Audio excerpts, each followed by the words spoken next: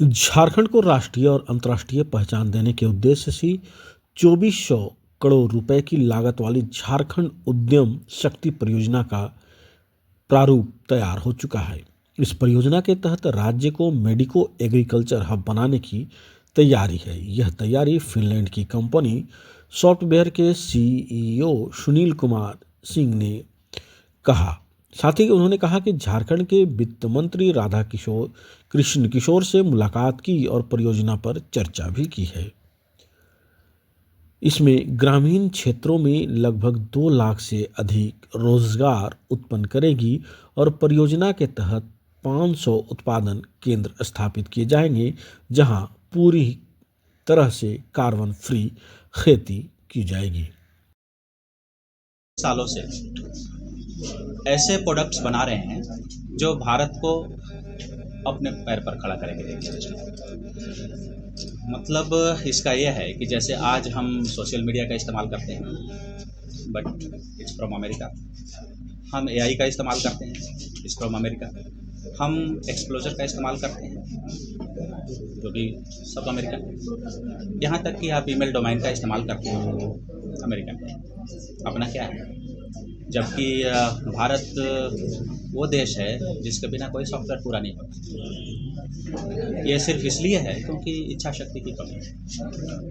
और as a tech company हमारे लिए ये एक आन बान शान की भी बात थी कि एज ए भारतीय हम 24 सालों से वहाँ हैं और ये सब कुछ करने में हमारी कंपनी सक्षम है, फिर भी हम नहीं कर पा रहे हैं। ये निराशा की बात है।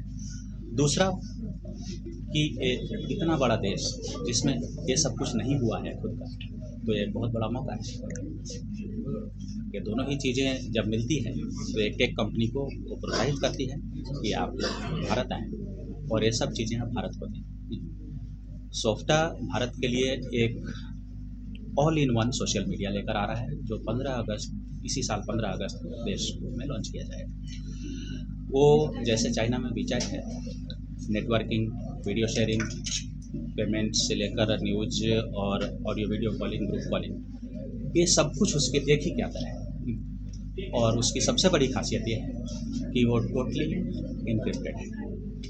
यहाँ तक कि मीडिया में जो आप वीडियो रील जो भी कुछ अपलोड करते हैं वो इनक्रिप्टेड है, कोई नहीं निकाल सकता। सेफ्टी के पैमाने पर वो दुनिया का पहला है जो इस लेवल का होगा।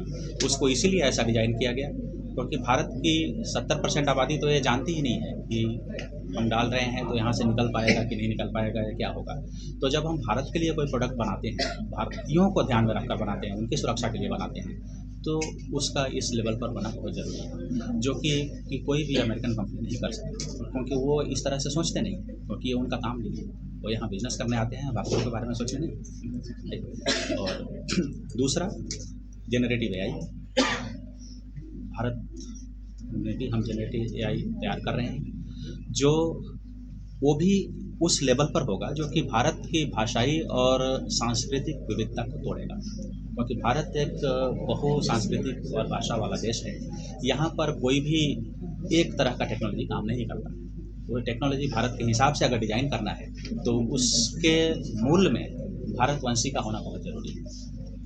और हमने उसी चीज़ को पकड़ा है कि भारत में ये बहुत बड़ा स्पेस है, जो कि अगर हम इसको बिजनेस के रूप में देखें तो भी, इनोवेशन के रूप में देखें तो भी, और कामयाबी फ्यूचर के रूप में देखें तो भी, ये पूरा का पूरा ग्राउंड खाली था। हमने इसको कवर किया और पिछले 10 साल से लगातार सॉफ्टवेयर इसी में इनोवेट कर रहे हैं। झारखंड में क्या संभावना देखते हैं, क्यों झारखंड में ये परियोजना को इसलिए चुना गया है क्योंकि झारखंड स्टिल अनटच।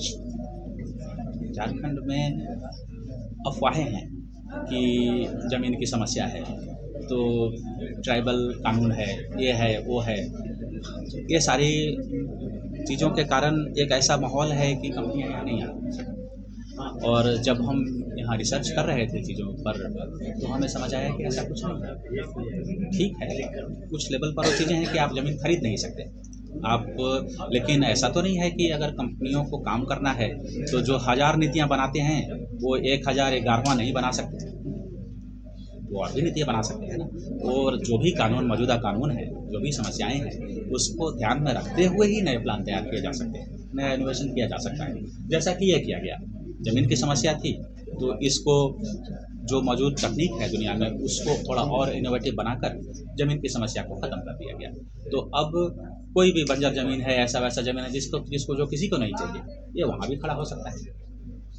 और जो जिस तरह की बहुत सारी वनस्पतियों की हम बात कर रहे हैं, हम कोई धान, गेहूँ या मकई की बात नहीं कर रहे हैं जो कि उपजाऊ ज़मीन में पैदा होता है। अगर हम औषधीय वनस्पति की बात कर रहे हैं तो कोई भी घर अपने आंगन में या पीछे या इधर-उधर पैदा कर सकता है।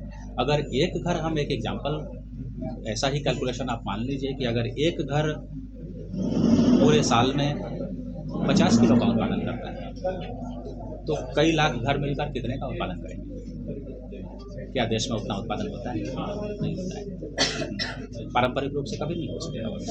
तो ये लोकल हब्स जो हर एरिया में होंगे, इनका काम ही यही होगा कि ये खुद तो उत्पादन करेंगे, लेकिन ये गांव वालों को भी प्रोत्साहित करेंगे कि आप भी करो, क्योंकि ये एक्स्ट्रा है। आप जो खेती कर रहे हैं धान, गेहूँ, मक्के की, वो तो आप करें ही, उसमें आपको कोई रुकावट नहीं है, वो करें, वो आप कर रहे हैं। ये एक्स्ट्रा है, ये उनकी इनकम को बढ़ाएगा, उनको और सक्षम बनाएगा और उनको ये एहसास दिलाएगा कि जो आसपास झाड़ियाँ उगती है उनमें भी पैसा है। वो सिर्फ इसमें नहीं है कि जो कोयला निकल रहा है सिर्फ उसी में पैसा है, उससे कहीं ज़्यादा पैसा है इसमें। और आज के समय में अंतर्राष्ट्रीय हालत ऐसा है कि यूरोपीय कंपनियाँ या अमेरिकन कंपनियाँ या कहीं भी दुनिया में जो बड़ी कंपनियाँ हैं, उन्हें ये माल चाहिए। बीमारियाँ बढ़ती जा रही हैं, दवाइयों के लिए और चीज़ें चाहिए और जेनेटिक रिसर्च करने की ज़रूरत है। आपने सुना है, सभी ने सुना है चीज़ें कि एंटीबायोटिक का असर खत्म होते जा रहा है। नए तरह के एंटीबायोटिक की ज़रूरत है, नए तरह की औषधियों की ज़रूरत है। कहाँ से आएगा, कैसे आएगा? तो सेंट्रल हब अगर वो जेनेटिक लैब के साथ है तो वो सिर्फ उत्पादन की बात नहीं है, वो एक भविष्य है। वो नए नए चीज़ें क्रिएट करेगा, नई तरह की चीज़ें, संभावनाओं को तलाशेगा। जब 1000 वनस्पतियाँ अगर आज होती है तो कल को 3000 होगी। ज़रूरत के हिसाब से इंसान की ज़रूरत भी तो है और इनोवेशन करना ही हमारा काम है और वही हम करते हैं। तो हम जैसे सिर्फ टेक्नोलॉजी कंप्यूटर पे नहीं है, टेक्नोलॉजी खेतों में भी होती है। यहाँ के लोगों के साथ दोस्त की सबसे बड़ी समस्याएं होती है। जब लोगों को यहीं रोजगार मिलने लग जाएगा अपने गाँव में या इनकम बढ़ जाएगा तो पलायन अपने आप कम हो जाएगा। और जैसा कि आप मुझे देख रहे हैं, फिनलैंड से आया, 24 साल से फिनलैंड में, मैं भी तो कभी पलायन करके ही गया था।